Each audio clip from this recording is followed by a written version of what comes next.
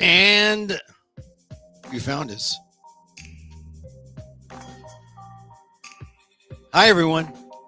It's Emil. It's Emil Guillermo. Emil, Amok to you. Thank you for being here. You found us on our live secret podcast that we do Monday through Friday, 2 p.m. Pacific. Talk about the news, talk about life, talk about things on my mind. Emil Amok's Takeout, my takes on all things considerable. That's large and small. Right here. Oh boy. Got to talk about the Olympics today. Got to talk about Trump's breakdown. He's having a breakdown. And you can imagine the words he has for Kamala Harris. We'll talk about Harris too. She came through San Francisco. I didn't see her. I mean, you got like $3,000 or more. I mean, maybe I would have gone, but I would have gone. I would have covered it, but they weren't letting press in, media in, and that's the only way I would have gotten into that thing. Not as I don't donate to campaigns. I might buy a mug, but I don't donate to campaigns. Because I talk about them. So a lot to talk about here on a Monday. Thank you for being here on YouTube at Emil Amok 1. If you're on Twitter, you found me on at Emil Amok. I guess Donald Trump's going to be on Twitter a little later. Oh, excuse me, X. And FB, Facebook, fb.com/Emil Guillermo or emilguillermo.media. Hey, I want to talk about this thing I'm doing. I'm going to be in Austin. Oh, this doesn't show up that big on that. Let's go big. Oh, I can't make it bigger. I'm okay. Then maybe I can do this. I'm trying to show there. I think that's going to have to do. A friend of mine who is known as the Queen of Weird in Austin. Her name is Erilyn Hughes. We've met each other on storytelling shows and through classes. We're in a bunch of storytelling classes with renowned storytellers. So she's a high-level storyteller, but we've never met in person. And she thought, oh, wouldn't it be great? We'd do a storytelling show, meeting in person. Wouldn't it be great, Emil? And I said, and she coined it as two distinctly different perfect strangers will meet for the first time face to face after developing an unlikely relationship online. Now, I'm not talking about is this like some kind of farmersonly.com thing or, Tinder? No, nothing. It's friendship. We're talking about friendship. I like making friends with a lot of different people, including women from all over the world, all over the country, old friends, new friends, people in classes. Anyway, Erilyn, like I said, known in Austin as the Queen of Weird. For a long time, she's been the Queen of Weird. And she said, and after we finished a class with Mike Daisy, that, we ought to get together and do a show. So we're doing a show at Unity of Austin. And it's on Tuesday, September 3rd, 5501 West Highway 290. So it sounds like it's out by some kind of cow patch. I don't know. I've never been to West 290. I think it's south and west of the main parts of Austin. But here on your screen, you can scan for ticket information. There's free parking. We're asking for a donation, $25 suggested. It's a storytelling show, and it should be fun. You can get tickets. Scan that code there for tickets, and find out how to get them. Like I said, Unity of Austin, Tuesday, September 3rd, 5501 West Highway 290, Austin, Texas. If you are a Filipino, an Asian American, who said, I've heard about this Emil. I don't know about him, but too much, but I like to see what kind of stories he's, what's he hawking now? Well, you can see it. Come on down and see me meet my friend, Erilyn Hughes, Austin's Queen of Weird, for the very first time. Unity of Austin, Tuesday, September 3rd. It's a storytelling show, so it will make you laugh, make you cry, touch the heart. There's a moderator to make sure that no one gets hurt. Ampi Garcia Crow, who's also a storyteller, and she'll bring it out of us. It's going to be actually a very spontaneous thing. Should be fun. September 3rd, Unity of Austin, 7 p.m. It's behind the gas station. Don't ask me, say, Emil, if we go in front of the gas station, is it free? Can we like peer in? No. 7 p.m. behind the gas station, Unity of Austin, September 3rd. And if you're watching this now on YouTube, click on the QR code.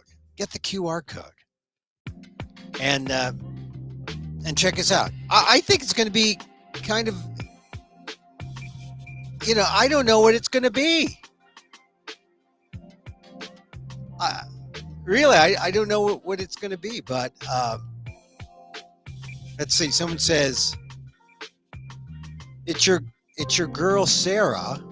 You're not my only viewer, Sarah. And I don't know, Sarah.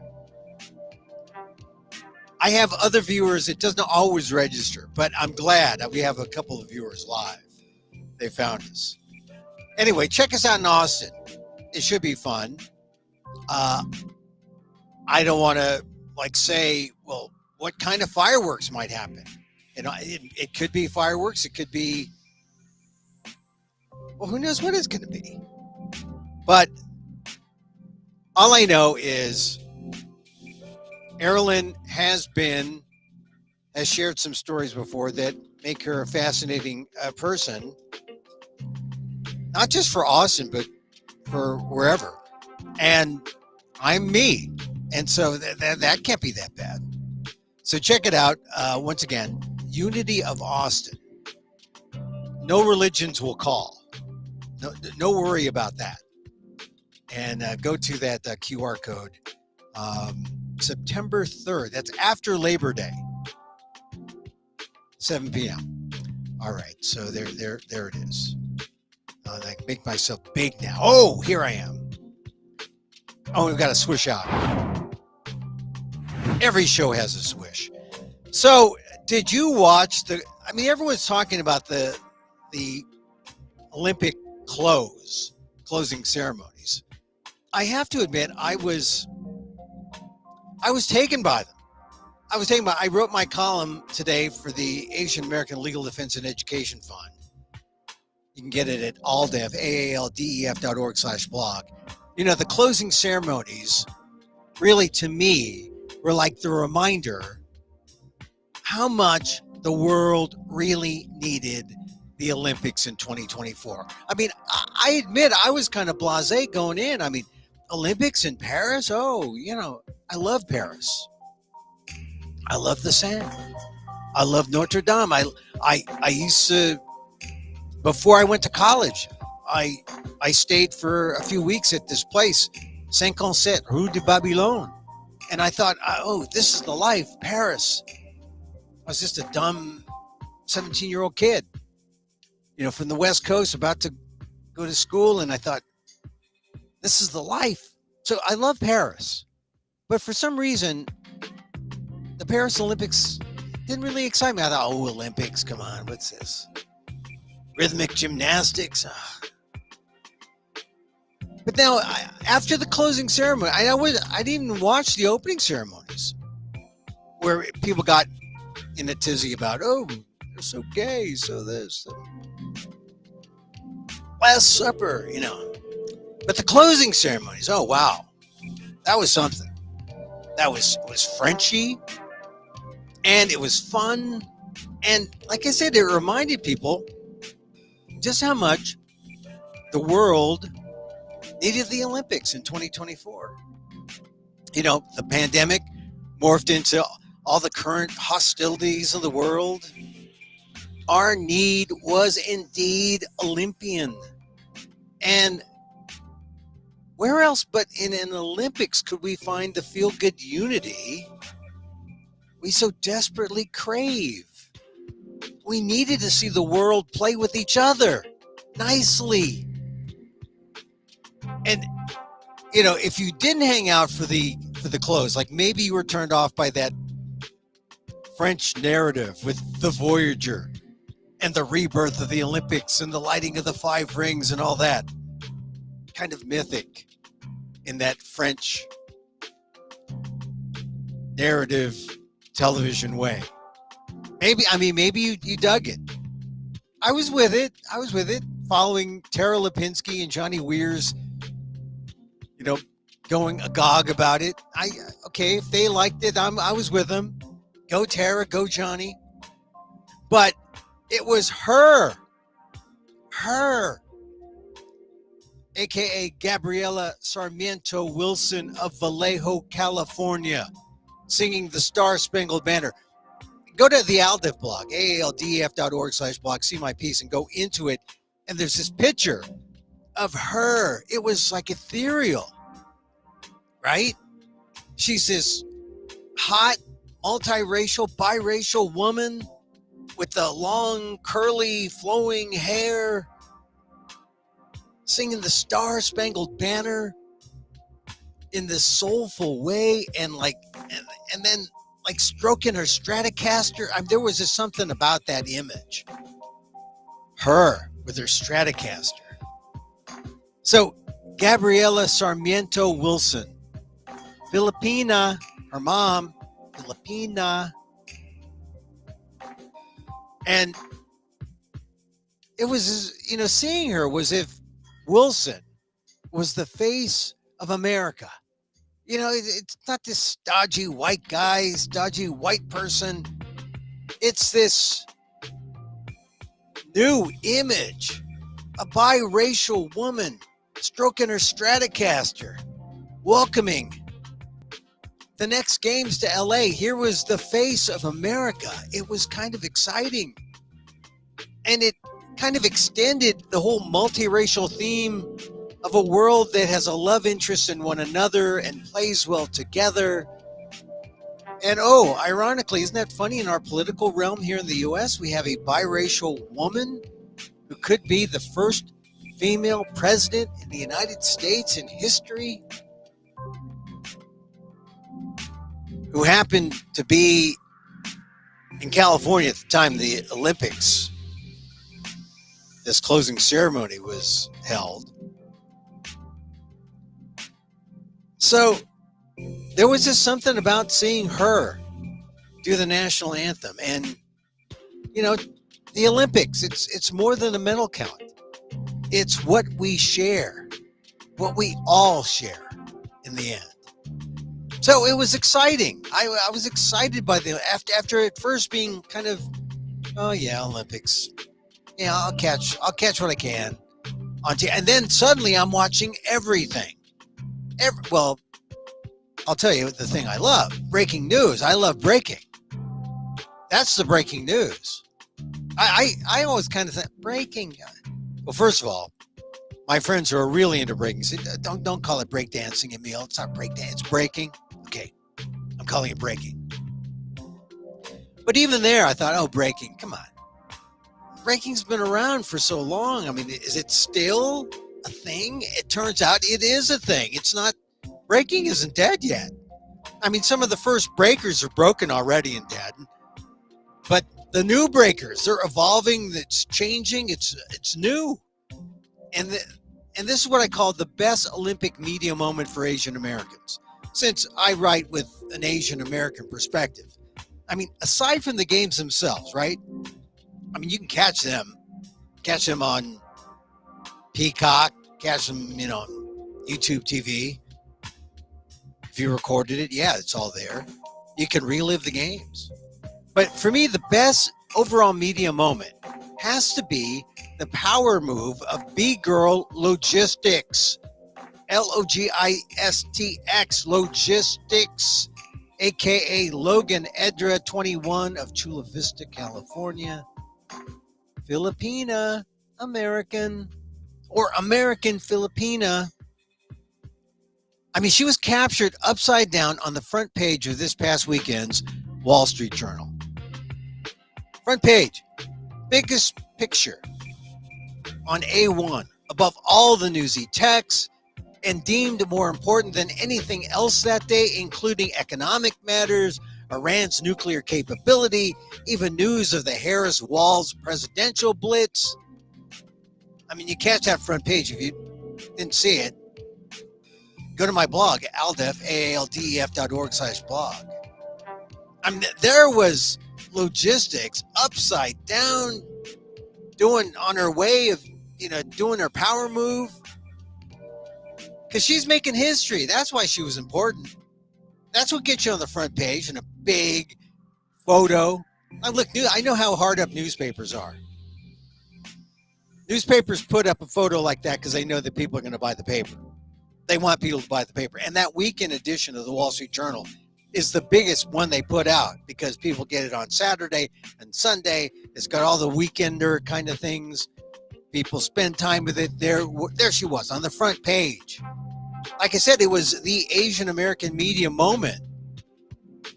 But mostly because, there were other moments for Asian Americans at the games. Another American Filipino, Lee Kiefer, winning gold in fencing. We had Asian Americans beating Chinese in table tennis, which I don't even get to in my article because I just didn't have the space. But here was the real history. There had never been breakdancing ever in the Olympics. Logistics was making history. And in that single frame, that photo of Logistics Edra in motion as she battled the fair-skinned Australian, Rachel Gunn, aka Ray Gunn,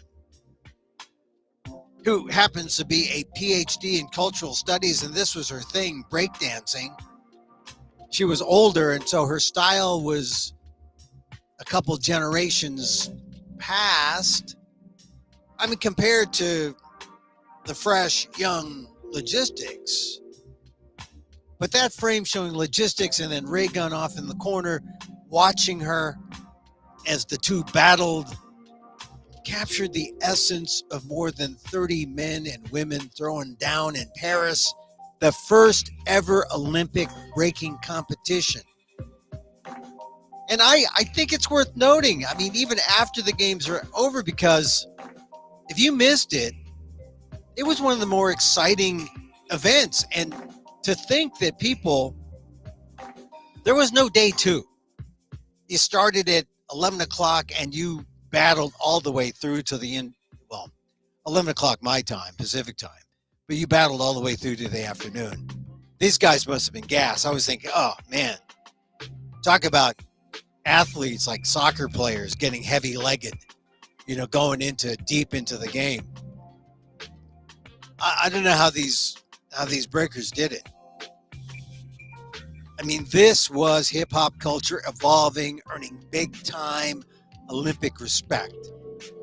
Far from the day 50 years ago in the Bronx when breakers and their gangs would settle their arguments by putting a piece of cardboard on the sidewalk for padding.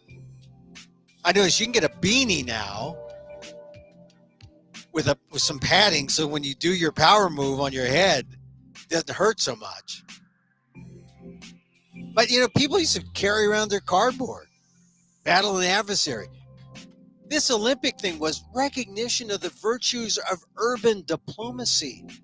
Maybe this is something real world politicians should take note. I'd rather see two opponents breaking than debating any day, frankly. Wouldn't you?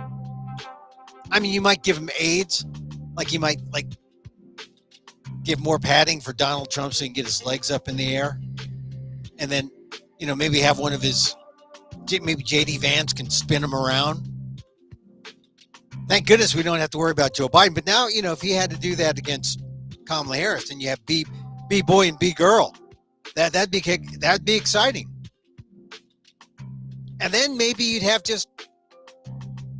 reason to have just one debate because Donald Trump would have to recover. Anyway, breaking has had international competitions for decades. We know that. So there was a ready-made group of international breakers, artists, and they were finally Olympicized with a 5-ring endorsement for its combination of athleticism and artistry.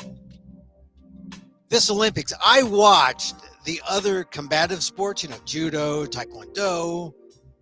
Judo was kind of funny. I didn't get like all the scoring, and sometimes you can score for not being aggressive, so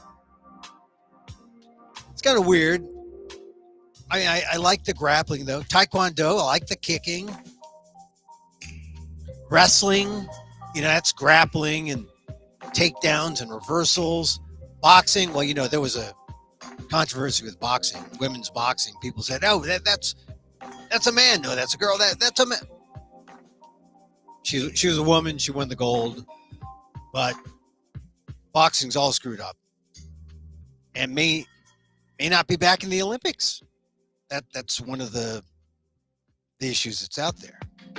So, considering all those combative sports, I found only breaking broke through my ADHD-induced tedium. I mean, I thought I saw it all. I mean, it was even better than the scramble up the false mountain thing. That was another new sport. I mean, I got into it a little bit. Climb, scramble 6 seconds, touch the top.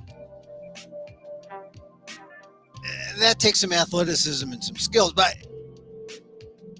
I think I could do that a little easier than breaking.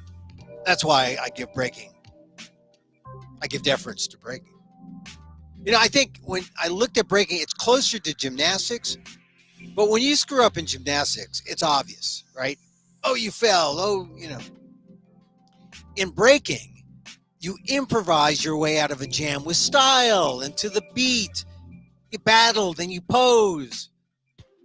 And when on creativity and originalities, you face music that's picked right on the spot. You don't even know what they're going to play. And then you move on. Peace, love, out. I mean, I was hooked. I from the very start. And logistics, the Filipino American, logistics was in the first group. She was in the second battle in that first group. So, and she's named Logistics because I can just imagine her father having to shuttle her around from all the different after-school activities she had, including dance and break dance and ballet. And so she was Logistics, a nightmare for sure. But she was so mesmerizing. And maybe because she looked like one of my relatives. She was one of 2 Asian Americans breaking in Paris. The other was Sunny Choi, 35 from Queens, who graduated from Wharton. She worked in corporate America. Clearly, she was breaking the model minority stereotype by being an Olympic B-girl. But not just any ordinary B, an Olympic B-girl, the inaugural American B-girl team. Sunny Choi, 35, but there's a spread. She's 35. I think Logistics is 19 or 20. I mean, that's like generations. I think a B-boy, B-girl generation is like 5 years, sort of like iPhone generations, B-boy, B-girl generations. The 2 men's team members were Victor Montalvo, Mexican-American from Florida, from Kissimmee. I was there a couple months ago. And Jeffro, an African-American of Haitian descent from Houston, another town I used to live in. Know well. Leave it to the ancestral home of breaking to feature a diverse team. And while Logistics didn't win a medal, she did face and nearly beat an opponent who ultimately won silver. I'm talking about Nika from Lithuania, young girl. I think she's like 18, 19. You know, and I thought logistics had her and put her away, but the Olympics tried to make the judging less subjective and put out little guidelines, values of breaking, including originality. But there's this whole, are you true to the legacy? Putting together the basic vocabulary of breaking from top rock to the power moves. But to me, it's still based on opinion, right? It's still subjective, making breaking almost as contentious as Olympic ice skating, right? Where you say, oh, it's that French judge. It's her fault, the French judge. It's always a French judge in ice skating, right? But considering the judges are all veteran breakers, I was thinking maybe they should just throw down to justify their scoring. That'd be cool. Judges disagree. They're going to do like a 1-minute battle, throw down right now to break the tie. I mean, why take it out on the athlete, right? Let the judges throw down.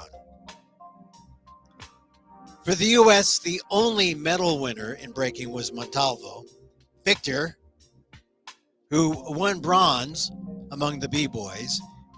But get this, both inaugural gold medals went to Asians. Canada's Philip Kim, a.k.a. Phil Wizard, and Japan's Ami Yuasa, Queen of the B-Girls. A Canadian, Asian, and an Asian from Japan. I'm going to create a new acronym for Asians in America. So that regardless of immigration status, you're an AIA. You're an AIA, Asian in America. So that's what you call Shohei Ohtani. Because Shohei is an Asian American, but we can say we have affinity for you, Shohei, because you're Asian in America. We're claiming you. But now, Asians watching Canada's Phil Kim in France in the B-boy competition can't claim Philip Kim, Phil Wizard. Nor can we claim Ami Yuasa of Japan. When she comes to America and competes, maybe we can. But anyway, the gold medalists gave the competition an Asian flavor with so many of the competitors from China, Korea, Japan. One interesting one was the B-girl known as 671, Lu Qinji, 671. I see now you know why she's 671, because she's Lu Qinji. She won the bronze for China. Sounded practically Western in an interview when she told a reporter her message to all the B-girls back in China. She said, trust yourself, trust the process. You should be yourself first, then you overcome so many problems. I wonder if she was thinking about the Chinese Communist Party there. Do you think Premier Xi would approve? But no doubt, 671 has her freedom from breaking. I mean, she has broken through, and she was good. 671 was good. Of the top, I can see where she could be third. I honestly thought logistics should have been at least third. So she should have been in that battle with 671. I know some people may want to criticize the event breaking as a full-on display of cultural appropriation. I saw something on the internet over the weekend to that effect, and I don't know. It just shows how hip-hop is a global phenomenon, even universal. I mean, breaking may have had its origins in NYC, but the whole world has taught us hip hop is universal. I mean, is it any different from how rock music evolved from the simple 4-bar country blues? And from a simple blues, how it just grew, got electrified, went to Europe, went all over the world. I mean, rock is everywhere. But you simplify rock, you simplify 4-chord, 3-chord rock, and you're down to the 4-bar country blues. Black music. When you think about what they call America's art form, jazz. See how that is best appreciated by people afar. Japanese love jazz. Europeans, American culture. Is it cultural appropriation when you see Japanese American or Japanese jazz greats, blow their horn?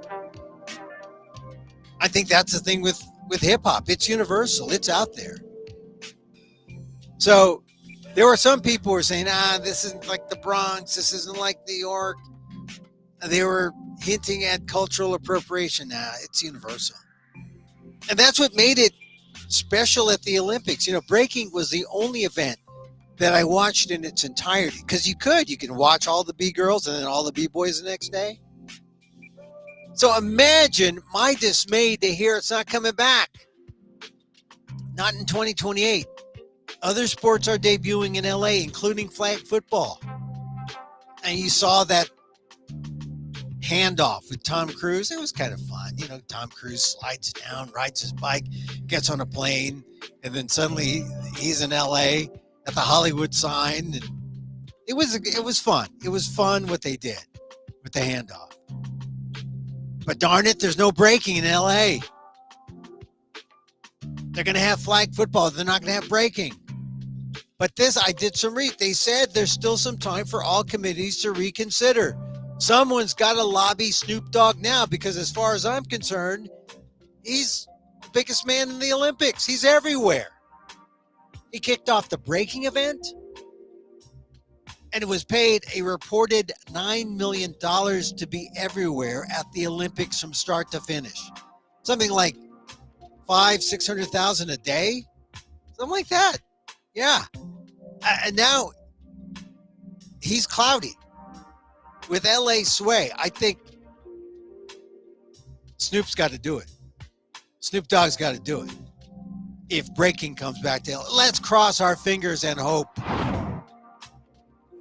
All right, but now, aside from breaking, like I said, I wasn't going to be into this Olympics. I'm busy. I'm really into what's happening with this Tim Walz guy, and the meltdown of Donald Trump. I'm into that. I don't really Olympics, people I don't know, countries I don't care about, sports I don't really follow. So breaking was a surprise to me, man. I was into it. I was my back on the ground, my feet up on the wall. I was replicating in my own way. Emil, Amok breaking. It's not pretty, but I felt energized. But aside from breaking, the other energizing moments, oh my God, the women's 4x100 relay. They won the gold, had all the feels. It really began for me when Debbie Thomas, on the third leg, passes the baton to anchor leg Sha'Carri Richardson. Sha'Carri picked up silver in the 100, didn't win the gold in the 100. But man, she was phenomenal in the 4x100. She had this burst of speed is as exciting as it gets. I mean, she was far behind when Debbie Thomas gave her that baton. She was, I think, almost last. She wasn't close. And there she was. Oh, the sprinters. Oh, my God. Like I said, I've got ADHD, but I can follow for 10 seconds the anchor leg of the 4x100 women's relay gold. My God, Sha'Carri Richardson. She was like so fast. And yet, you could see every tattoo on her. She was like, it was phenomenal. And then that glance back at a smoked competitor. She's running and she knows no one's around her. She glances back at a competitor who's like maybe like a 2 body lengths behind. And she knows she's got this. She breaks a tape.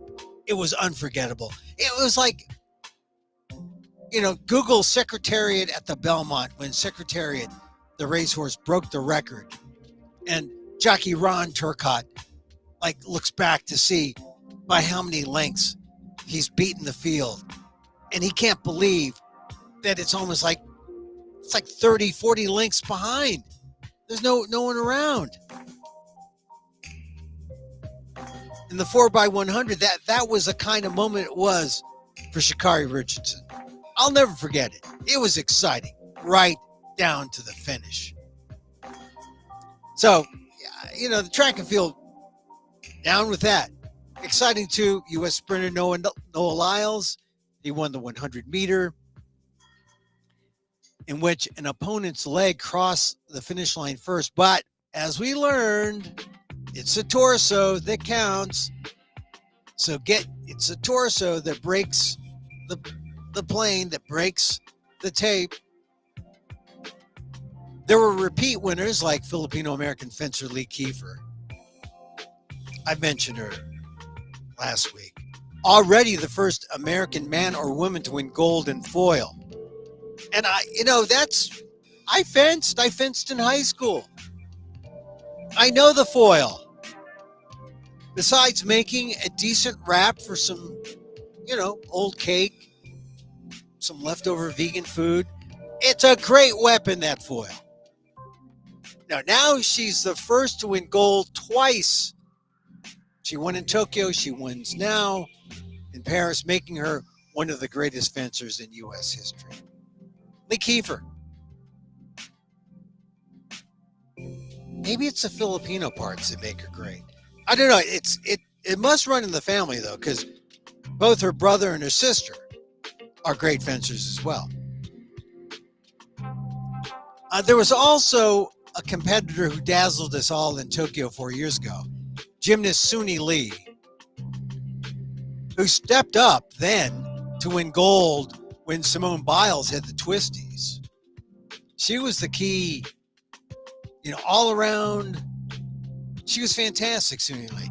Well, in Paris, I didn't realize this, but she had almost quit the sport when she was at Auburn. Very touching piece. I've read about her, how she dealt with, she had some illnesses, some undisclosed illnesses that kept her from competing. She had to drop out, even though she won some NCAA individual kudos awards while she was at Auburn. No longer at Auburn, but she prepared for the Olympics. She qualified. And just when she thought that was it, there was no way out, she won two bronze and 1 gold this year. So that was a fantastic personal effort. She also gained cred among Asians like me for appearing in a revealing ad about her eczema. You're not alone. You're not alone. No, I thought that was great. But frankly, they weren't showing much of Suni. I mean, I would see her on, when she competed, but the focus was all on Simone. And you could see how Simone Biles just kind of dominated among the women's gymnasts. But it didn't stop Suni Lee from picking up 3 medals, 2 bronze and a gold. She flew home to Minneapolis, St. Paul last night. So congratulations to Suni Lee. And there were other exciting final games for both men's and women's basketball. gold medals, both tougher for the women, tough for the men too. The men, it was all Steph Curry, and why he didn't get the MVP. He should have gotten the MVP. He should have gotten the MVP, not LeBron James. LeBron James was good, but Steph kept him in the game. And when you're a world talent like Steph, who still has it, look, as a Bay Area guy, I sometimes take for granted how great Stephen Curry is, because I've seen him bail out the Golden State Warriors too many times over the last 5-6 years. And then I've also seen him not, because he was the only one. It was good that he had a LeBron James on his team and the other All-Stars. I still would have made him the most valuable player, because he was it. He brought the men back to beat the French for basketball gold. As for the women, the men, they beat Brazil. The women, it was the French. And that was tough, because the women looked, I know what it was. They weren't hitting. Chelsea Gray from the Central Valley, rooting for her. She was on the bench most of the time. I was thinking, boy, do you think they could have used Caitlin Clark here? Maybe, I don't know. But their shooting was off. I was rooting for Kelsey Plum. Las Vegas Aces. Asia Wilson had a terrible game. But they put it together. And they won because Gabby Williams, she played for UConn. I was wondering, why is she playing for France? Well, I guess she has a French connection. But the U.S. women barely getting by. Congratulations to them. So that was great. I love both those games. But those are traditional games, as was women's soccer. Look, I'm a former soccer coach, girl dad. Pleased to see the women win gold. Notice that Trinity Rodman wore number 5, the same number as Tiffany Roberts, the Filipino-American, who was on the U.S. women's national team that won gold in 1996. So, for a guy who didn't want to watch the Olympics, there was a lot to watch, a lot to follow. But wouldn't you know, the thing I'll remember most is logistics and Logan Idra and all the other B-boys and B-girls. Breaking was that exciting. I loved it. I loved it. And I got to ask myself, why, after watching the Olympics, am I not out shooting hoops or shooting penalty kicks against the wall or dusting off my running shoes or jumping on a pommel horse? There's that guy who got some pommel horse love for being an American gymnast on that pommel horse. I am, however, on the lookout for a senior breaking class where they supply the icy hot and maybe a massage gun. Like I said, we needed these 2024 Olympics. We needed these 2024 Olympics. We did. So it's over. The Olympics are over. I'm glad I saw what I did. I was going to downplay the Olympics, but it's impossible. You couldn't. And even though I missed the opening ceremony, I caught some in, on demand. But I'm glad I saw the closing ceremony, because there's nothing quite like a parade of athletes, a parade of winners. Now, I've never covered an Olympics. Of all the events, that's how nonplussed I am about the Olympics. Because a lot of reporters, they think, oh, this is great. They love the Olympics. I did not have that feeling when I was working with major news organizations and never put in a bid. Not even in '84 when the Olympics were in LA. A buddy of mine went. He loved it, of course. Went to all the other Olympics because that became his thing. I'm the Olympic reporter. And, I just did other things. But now I get it now. I get it. These 2024 Olympics, these were the Olympics we needed. Joy. It was joy. Simply joy. There's a joy of playing together nicely together.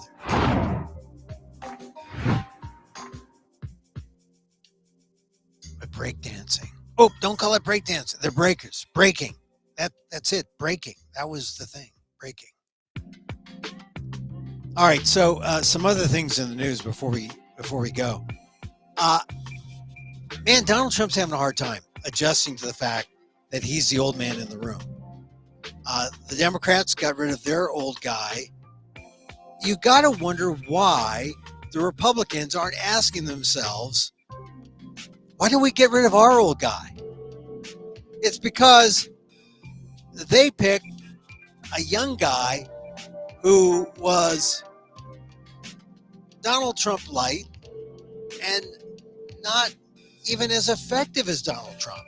I mean, J.D. Vance, king of the Catwoman haters, just isn't that effective. I mean, from that interview he did on CNN, he's not exciting. He's not the hope. And a lot of people thought he was, but he's not the hope. And so right now, when you really need someone to say to Donald Trump, here's your intervention, shut the heck up, concentrate on these things, don't say anything stupid. But I mean, over the weekend you saw just obsessed with crowd size, obsessed with being number one, obsessed with, Kamala Harris's crowds are AI generated. The images are intervention time. It's intervention time. But really, it may come down to the fact that he's just kind of not with it. Maybe a tad too old to be or to keep up with Tim Walz, 18 years younger, Kamala Harris, both of them 18 years younger than Trump. Trump is just fixated on one thing, can't let go. Kamala Harris, in the meantime, was sans Walz in San Francisco, flies in, meets all her old friends. So, I wasn't there. I mean, not that I'm unfriendly. It's just that, as a member of the press, I don't get to go to a $3,000 plus event, which was like a who's who of the tech industry. It was in San Francisco's famous Democratic,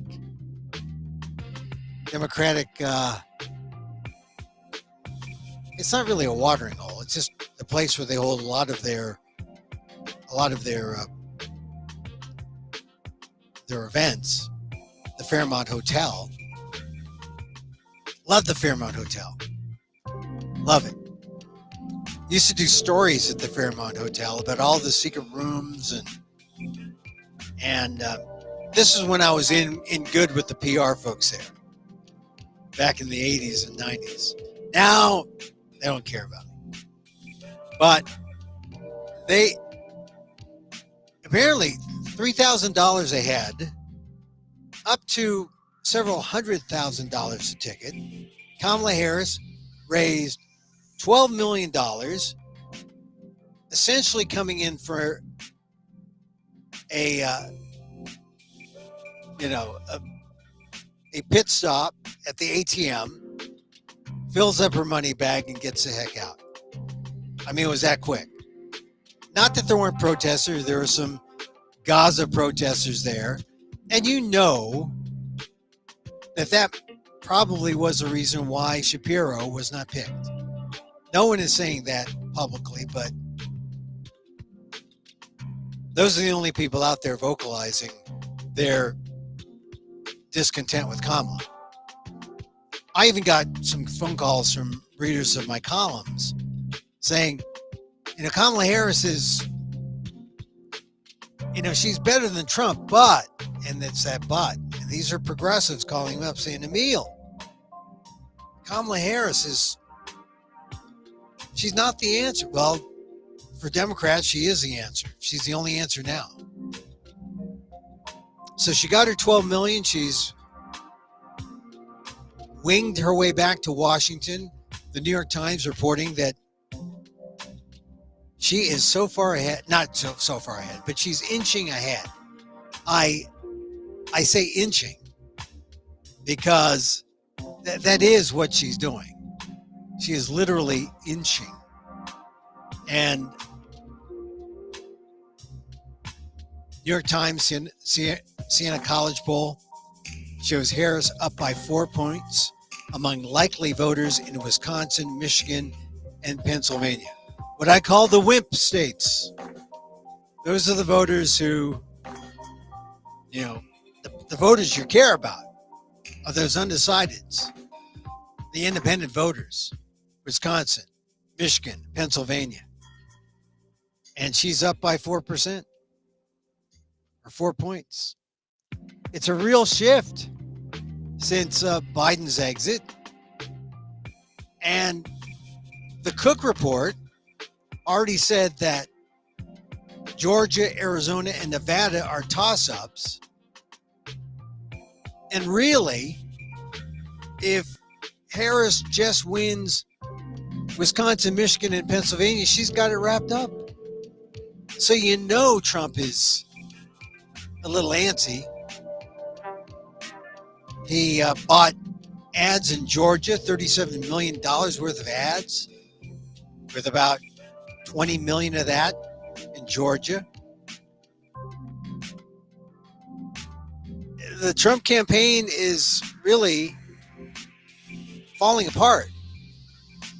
It's falling apart, and I don't know if they can do anything about it because it's Donald Trump. I mean, that'll be the key if that's even possible. Is it even possible? Don't know. Some other things to think about. Every time you hear the Republicans talk about crime, just remember this. New data from major U.S. cities shows a sharp drop in violent crime in the first half of the year. It's dropped more than 25% in some communities. And this is a trend that has begun in the post-COVID era. The crime wave has receded. I mean, you're not going to hear Trump say things like, oh, Democrats weak on crime. Democrats, on their watch, crime has gone down. Axios analyzed data from the Major Cities Chiefs Association, found an overall 6% decline in violent crime among 69 cities during the first 6 months of 2024 compared to the same period last year. 54 of the 69 major cities in the report saw drops in violent crime. 54 of the 69. Columbus, Ohio, the largest decline, with a 41% drop in 2024. Columbus. Omaha was second with a 30% decrease. Miami and D.C., 29% declines in violent crime. Imagine that. D.C., where, that goes up and down. People say, oh, there's a lot of crime. Oh, look, crime has gone down. Boston, 78% drop in homicides. Philadelphia, a 42% decrease in 2024. And mind you, the data didn't include New York City, but still pretty impressive for the largest cities. The idea that crime is rampant, not correct. All right, one more thing to share. Here's a poll. I like to talk about poll because they rarely ask Asian Americans, and I always say, "Oh, what does an Asian American think?" So the question, a survey of 1,000 registered voters taken monthly between February and August 2024. February and August this year. Which candidate voters say they trust more with the economy? And now, for the first time, voters trust the Democratic candidate more than former President Trump. This is in a poll by the Financial Times and the University of Michigan. So,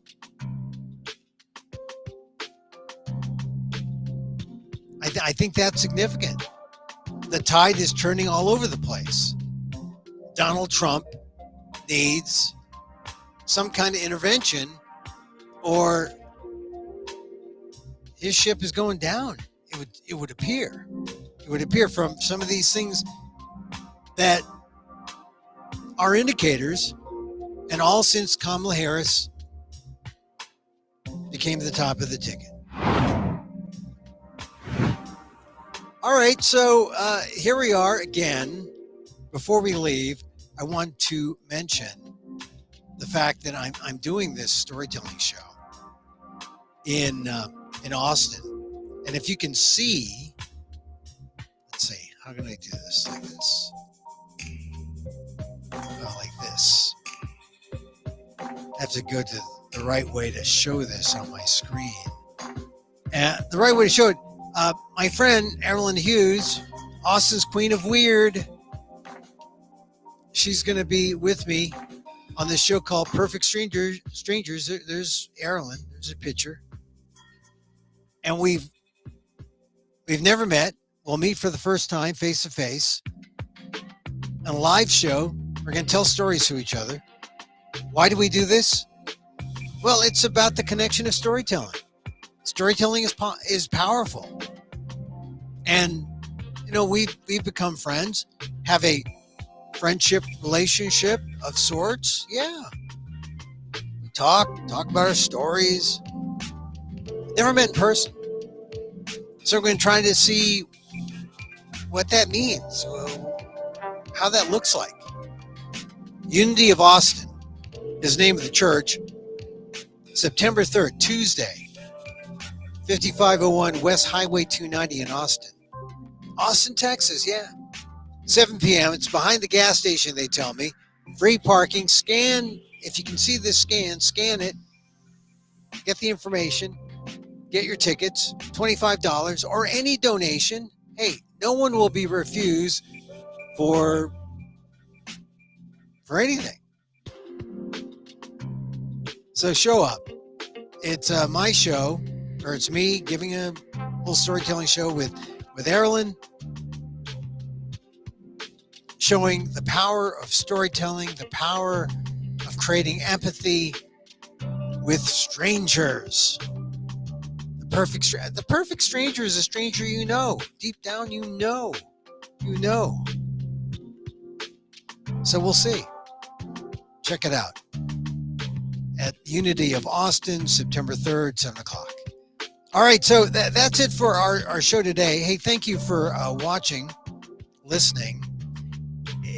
If I knew he swish out. Oop, not there. Oh, that's a swish.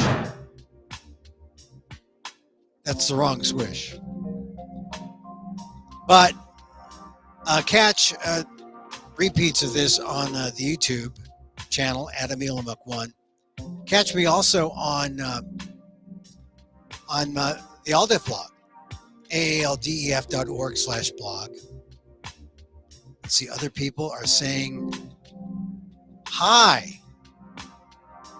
What is this? Ooh. What is this? What's his name talking about? Well, I don't know. Well, you heard. You're just going to have to repeat it. So anyway, we like to close with a little, what do you call it? A little loving kindness. That's what the world needs.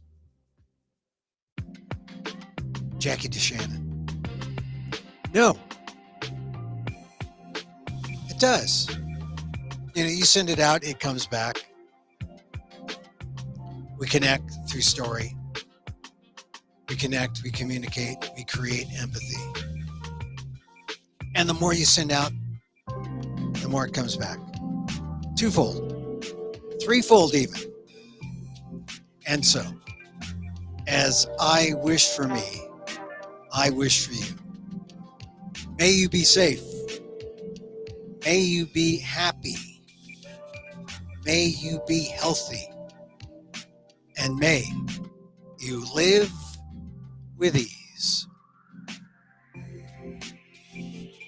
Emil Guillermo here. Emil Amok to you. Till next time. Mahal.